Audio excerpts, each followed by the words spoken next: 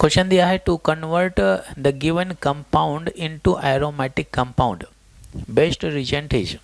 ये आपके रिजेंट दिए हैं ऑप्शन में और ये कंपाउंड के साथ में हमें रिएक्ट करना है ताकि ये जो साइक्लिक रिंग है रिएक्शन के बाद में ये साइक्लिक रिंग किस में कन्वर्ट हो जाए, एरोमेटिक करेक्टर में कन्वर्ट हो जाए।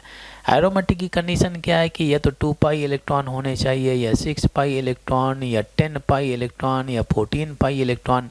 सेकेंड क्या है, साइक्लिक रिंग होना चाहिए। साइक्लिक रिंग में कंप्लीट कॉन्जुगेटेड सिस्टम होना चाहिए, कंप्लीट कॉन्जुगेटेड सिस्टम, और each atom should be sp2 hybridise ताकि वो रिंग क्या हो जाए, प्लानर हो जाए। ठीक है, वहाँ पे रेजोनेंस हो जाता है अच्छा सा।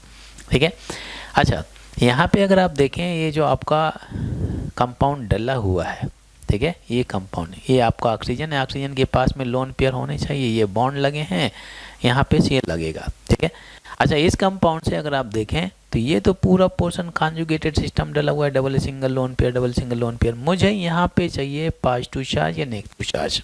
ठीक है, पॉजिटिव चार्ज या नेगेटिव चार्ज, मुझे पॉजिटिव चार्ज ही मिलेगा क्योंकि अगर Cl is more electronegative than carbon तो ये बॉन्ड अगर जब ब्रेक होगा तो Cl माइनस के रूप में निकलेगा। अब इस कार्बन के पास में क्या आ जाएगा, पॉजिटिव चार्ज। तो ये क्या कंप्लीट कॉन्जुगेटेड सिस्टम बन जाएगा, ऑफ कोर्स हो जाएगा। अब इसमें कितने पाई इलेक्ट्रॉन होंगे, 2 पाई इलेक्ट्रॉन, 2 पाई इलेक्ट्रॉन।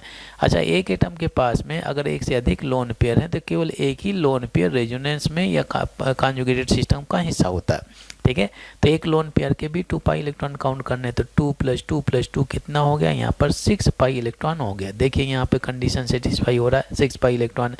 कंप्लीट कॉन्जुगेटेड सिस्टम है और साइक्लिक रिंग हो गया, each atom will be sp2 hybridise. ठीक है, तो अब कंक्लूजन क्या है कि जो रिजेंट इस Cl को आसानी से रिमूव करेगा वही रिजेंट इस कंपाउंड में एरोमेटिक करेक्टर प्रोड्यूस करेगा, क्योंकि Cl लेकर के वो भाग जाएगा, बचेगा ये पोर्शन रिंग।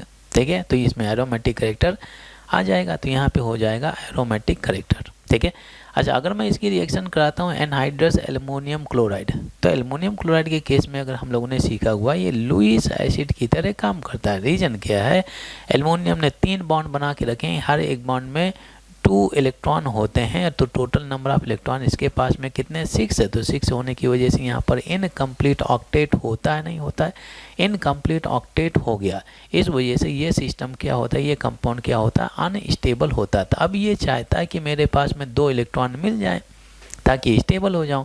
तो ये Cl क्या है, Cl के पास में नेगेटिव चार्ज है, ऑलरेडी लोन पे है, तो ये आपका इलेक्ट्रॉन रिच होता है। Cl जो होता है इलेक्ट्रॉन रिच है, तो ये आसानी से इसको इलेक्ट्रॉन सप्लाई करेगा। ठीक है ना भाई, तो आपका AlCl4 हो जाएगा, सिंस एल्युमिनियम में इलेक्ट्रॉन गेन किए तो यहाँ पे आ जाएगा नेगेटिव चार्ज। अब बचा हुआ जो पोर्शन होगा हमारे पास में ये हो जाएगा ऑक्सीजन लोन पेयर हो जाएगा, ये डबल बॉन्ड हो गया, यहाँ पे आ गया पॉजिटिव चार्ज। अब बताइए क्या इसमें एरोमेटिक करेक्टर होना चाहिए, ऑफ कोर्स होना चाहिए। यहाँ पे double single positive, double single positive, double single lone pair, तो ये आपका यहाँ पे कितना पाई इलेक्ट्रॉन हो गया, 6 पाई इलेक्ट्रॉन हो गया। और ये सभी कंडीशन इस कार्बोकेटायन में सेटिस्फाई हो रही है, तो इसमें एरोमेटिक करेक्टर आ जाता है, तो ये तो रिमूव करेगा। अच्छा बी ऑप्शन क्यों नहीं हो सकता है, तो बी में अगर आप देखें ये आपका एसिड है, ठीक है, एसिड है, ये सबसे पहले क्या करेगा, H+ आयन रिलीज करेगा। ठीक है, अगर आप सोचोगे सर ये सेकेंडरी कार्बोकेटायन है या सॉरी सेकेंडरी हैलाइड है, Cl आसानी से रिमूव किया जा सकता है, ये नेगेटिव आएगा, यहाँ पे पॉजिटिव आएगा और फिर यहाँ पे कॉन्जुगेशन में जनरेट हो जाता है, पॉजिटिव चार्ज कॉन्जुगेटेड सिस्टम का हिस्सा होगा। ठीक है, दैट इज करेक्ट। जब ये H+ Cl को लेकर के निकलेगा तो फिर से Cl- आयन लग जाएगा, Cl- आयन। ठीक है, तो फिर से इनकम्प्लीट यहाँ पर कॉन्जुगेशन नहीं आएगा। ठीक है, कॉन्जुगेशन नहीं आएगा। अगर मैं H2SO4 के साथ में रिएक्शन कराता हूँ तो ये स्ट्रॉन्ग एसिड है, आसानी से क्या करेगा, H+ आयन रिलीज करेगा, H+ आयन Cl को लेकर के भाग जाएगा। बट जो कार्बोकेटायन हमें मिलेगा तो यहाँ से बचा हुआ जो आपका HSO4- होगा चिपक जाएगा यहाँ पर, तो क्या हो जाएगा, फिर से यहाँ पर नॉन कॉन्जुगेटेड सिस्टम आ जाएगा। तो नॉन कॉन्जुगेटेड सिस्टम में क्या होता है, एरोमेटिक करेक्टर आएगा नहीं। अच्छा सोडियम के केस में सोडियम क्या करेगा, सबसे पहले सोडियम जो होता है बीइंग हाईली इलेक्ट्रोपॉजिटिव एलिमेंट, सबसे पहले क्या करेगा, एक इलेक्ट्रॉन रिलीज करेगा। ठीक है। अब ये इलेक्ट्रॉन है तो इस कार्बन को अटैक करेगा, इस कार्बन को, और ये Cl को निकाल देगा। जब वो कार्बन को अटैक करेगा Cl माइनस निकलेगा तो Cl minus ion Na+ ion खत्म करेंगे तो बचा हुआ जो पोर्शन होगा यहाँ पे हमारे पास में फ्री रेडिकल हो जाएगा, ये आपका हो जाएगा और ये आपका डॉट आ जाएगा। ठीक है, जब इलेक्ट्रॉन, ये कार्बन हैविंग पॉजिटिव चार्ज, जैसे कार्बन के पास में पॉजिटिव चार्ज है और अगर इसने एक इलेक्ट्रॉन गेन किया, इसने एक इलेक्ट्रॉन गेन किया तो किस में तब्दील हो जाएगा, फ्री रेडिकल में। अगर फ्री रेडिकल आया तो क्या इसमें एरोमेटिक करेक्टर होगा, बिल्कुल नहीं।